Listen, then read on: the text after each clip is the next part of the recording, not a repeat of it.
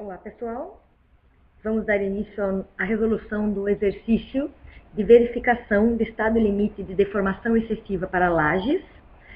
O exercício que eu tenho proposto para a gente resolver neste vídeo é a determinação da flecha total mais a flecha diferida para termos a flecha total da laje L59.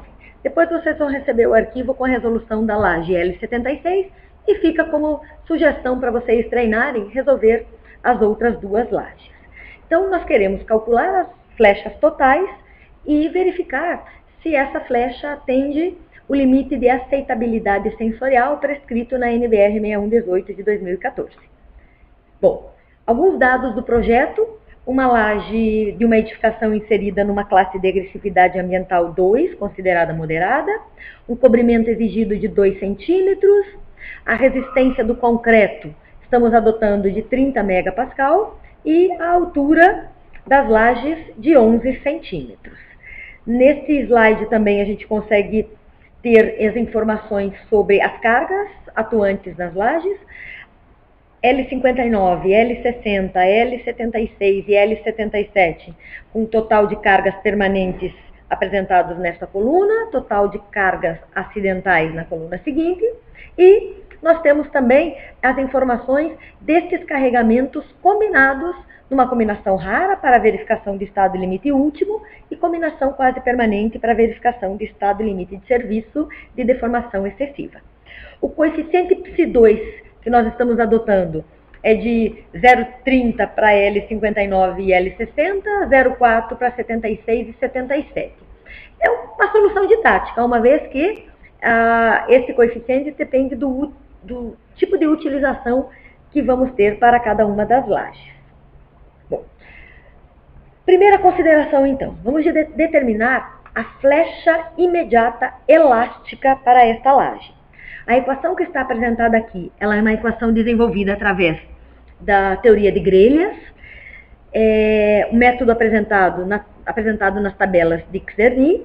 A gente tem que lembrar que esses métodos simplificados, eles não levam em consideração a deformação dos apoios das lajes. Então, está embutido aqui nesse processo que os apoios, as vigas, estão sendo consideradas como indeformáveis. Para o cálculo dessa flecha inicial, utilizando a resolução da teoria de grelhas por Czerny, nós precisamos da carga combinada numa combinação quase permanente, precisamos do menor vão ou do vão de distribuição dos momentos fletores principais da laje à quarta, módulo de elasticidade secante do concreto, altura total da laje e desse coeficiente alfa 2, que é o coeficiente que levar em consideração a relação entre os vãos e as condições de apoio da laje. Nesta equação está sendo considerada a inércia bruta da laje, módulo de elasticidade do concreto e a rigidez da seção toda, considerando então que o meu concreto, que a minha peça não está fissurada, considerando o material elástico linear e seção bruta. O que a gente precisa? O carregamento nós já temos, então se eu considerar 100% da carga permanente total, mais 30% da carga acidental, nós temos uma carga combinada numa combinação quase permanente de 5,5 kN por metro quadrado. Precisamos dos vãos teóricos da laje, Lx e Ly. Como é que eu encontro o vão teórico? A distância livre entre as faces das vigas, mais a metade da distância até o eixo das vigas, ou 30% da espessura da laje para cada lado, o que for menor, segundo o critério de norma. Então, para as nossas lajes, 30% da espessura da laje é menos do que a metade da largura das vigas.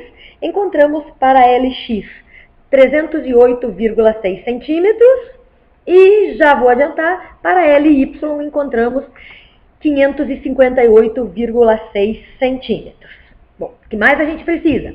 Preciso do módulo de elasticidade secante do concreto, prescrição da NBR 6118, 0,85 de 5.600 raiz de FCK, nosso FCK 30 megapascal, e lembrando que nesta equação precisamos do FCK em megapascal.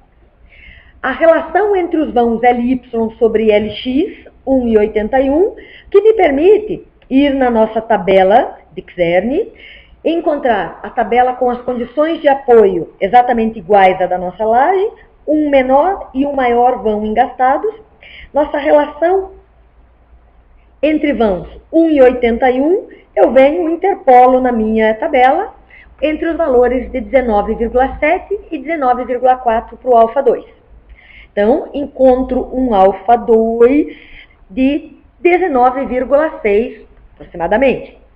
Aplicando esses dados na nossa equação, 5,5 kN por metro quadrado de carga distribuída na laje, 308,6 de menor vão, 26.072 megapascal, 11 centímetros de espessura, alfa 2 19,6. Tomamos bastante cuidado na conversão das unidades. Nós chegamos a uma flecha imediata, elástica, de 0,073 centímetros para a nossa laje. O que a gente precisa fazer agora? Preciso verificar se esta flecha é a flecha real da nossa laje. Para isso, temos que verificar se a nossa consideração de inércia bruta e material elástico linear foi correta. Para isso, calculamos o momento de fissuração da laje e depois comparamos esse momento de fissuração com o momento solicitante para uma combinação quase permanente. Claro que se o momento solicitante for maior que o momento de fissuração, a minha peça ultrapassou o estágio 1 e trabalha no estágio 2. Precisaremos voltar e corrigir a flecha. Mas se o momento solicitante for menor que o momento de fissuração, nossa consideração inicial estará correta e a flecha imediata elástica será exatamente igual àquela que já calculamos. O que nós precisamos para calcular o momento de fissuração? Precisamos do valor da resistência à atração do concreto, do momento de inércia da seção bruta, da distância da linha neutra até a fibra mais tracionada e deste coeficiente alfa que relaciona a resistência à atração direta com a resistência à atração na flexão do concreto. Esse coeficiente, segundo a norma, 1,5 para as seções retangulares, que é o nosso caso, resistência à atração do concreto para a verificação de estado limite de serviço de deformação excessiva, 0,3 de FCK elevado a 2/3, momento de inércia da seção bruta e distância da linha neutra até a fibra mais tracionada, temos apresentadas aqui no próximo slide. Resistência à tração, 2,9 megapascal. Nossa laje é uma laje com 11 centímetros de espessura. Então, considerando uma largura de 1 metro, momento de inércia, base 100, altura 11 ao cubo sobre 12, um momento de inércia de seção bruta de 11.092 centímetros a quarta por metro. Lembre-se que a equação que a gente está utilizando é a equação que relaciona momento fletor com tensão normal, mas equação deduzida e válida dentro da teoria da elasticidade, material elástico linear. Então, neste caso, se o meu concreto não estiver fissurado, a linha neutra vai coincidir com o centro geométrico da seção e a distância do centro geométrico à fibra mais tracionada é a metade da altura da laje, 5,5 centímetros.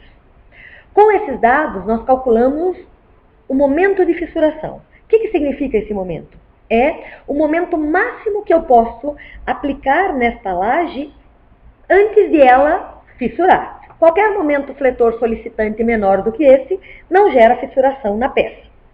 Vamos agora, então, calcular os nossos momentos solicitantes. Estamos usando laje. Método simplificado para a determinação dos esforços solicitantes das lajes a partir das tabelas de Xern.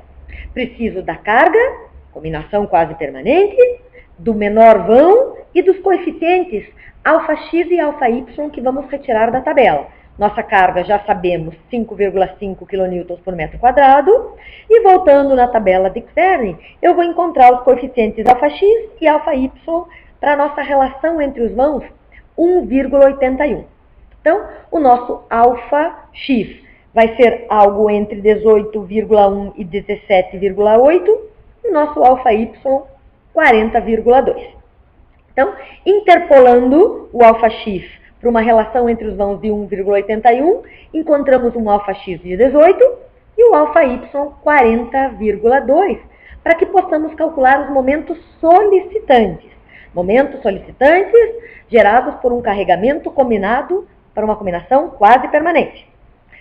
O maior momento solicitante que nós temos é de 2,88 kN vezes metro, bem menor do que o nosso momento de fissuração, 8,77 kN vezes metro. Como o momento de fissuração é maior que o momento solicitante, nossa laje trabalha no estágio 1 e a nossa flecha imediata real é a flecha imediata elástica que havíamos calculado, 0,073 centímetros. O que falta fazermos agora? Temos que calcular a flecha diferida para acrescentarmos a flecha diferida na flecha imediata e termos a flecha total. Como calculamos a flecha diferida? Então eu tenho a flecha diferida vai ser um coeficiente de αf de fluência multiplicado pela minha flecha imediata.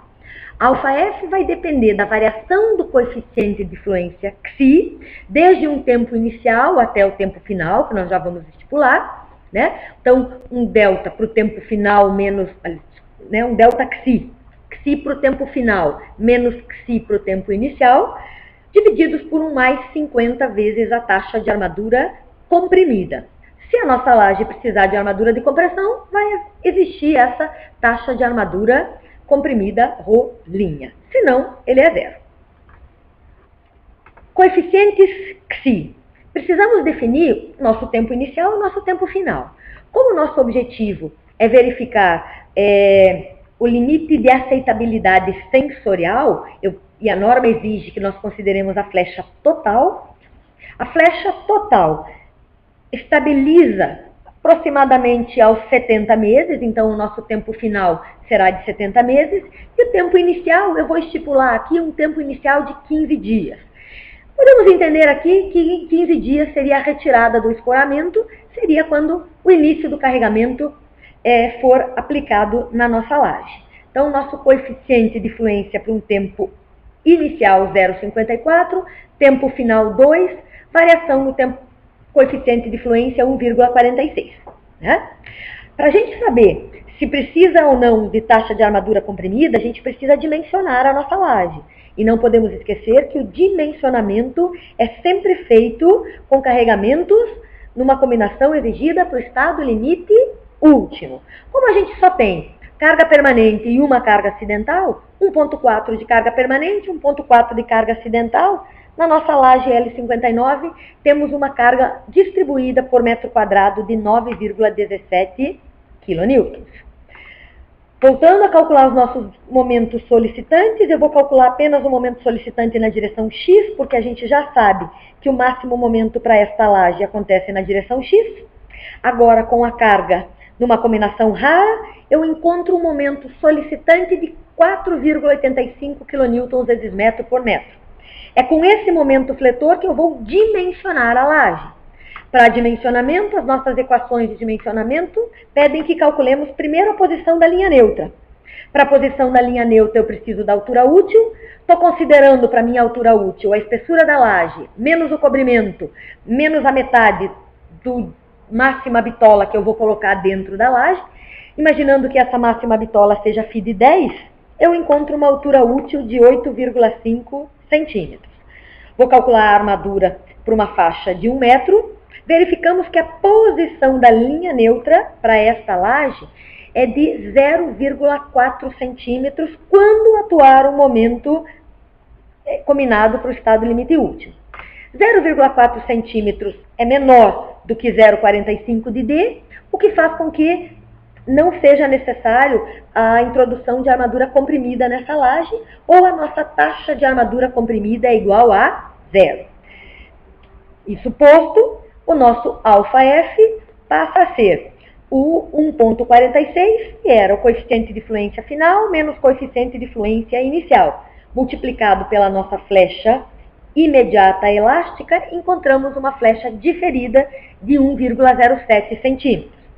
Essa flecha diferida não é a flecha total, é só a flecha ocasionada pelo efeito da fluência, do carregamento mantido ao longo do tempo. A flecha total é a soma da flecha imediata mais a flecha diferida, num total de 0,18 centímetros para a nossa laje. 0,18 centímetros precisa ser comparado com o limite prescrito por norma, que o limite que estamos verificando, o limite para aceitabilidade sensorial, que tem uma motivação visual, exige que a minha flecha seja menor do que o LX sobre 250. 308,6 sobre 250 cria um limite de flecha de 1,26 centímetros. Como a nossa flecha total é menor do que 1,23 centímetros, significa que a nossa laje L59 está verificada quanto ao estado limite de serviço de deformação excessiva. Fica como sugestão agora para vocês trabalhar com esse problema 2 que está postado para vocês no portal, calcular e verificar as flechas totais da laje L79. Espero que vocês aproveitem as informações nesse vídeo e continuem os estudos de vocês. Boa tarde.